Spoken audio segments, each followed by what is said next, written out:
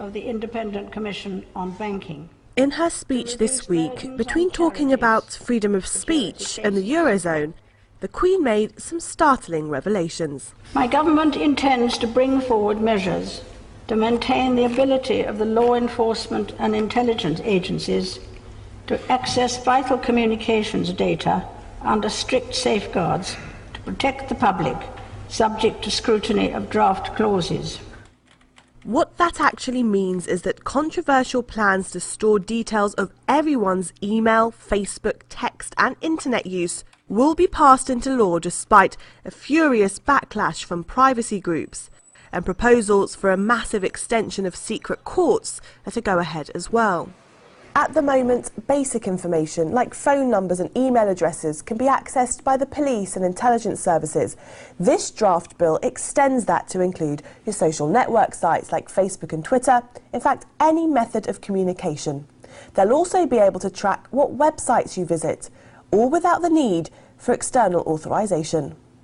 Ministers insist that a warrant will still be needed to look at the content of emails and calls.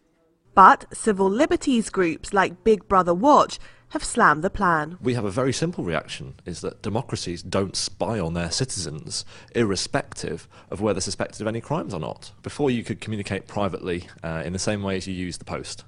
But now, every time you send an email, there'll be a record kept of when, of who you've emailed.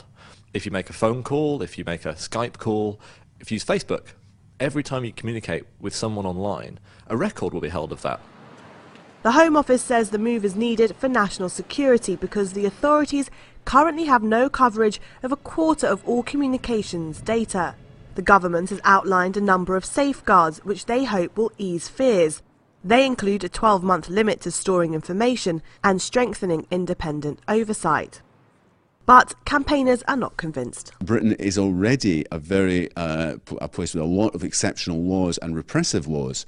We have the highest number of CCTV cameras keeping tabs on us than any country in the world. It's got a very bad track record, Britain, of supporting civil liberties. The draft bill now has to go to Parliament to be debated. A similar attempt by Labour failed. Civil liberty groups will be hoping this one doesn't get through either. Press TV, London.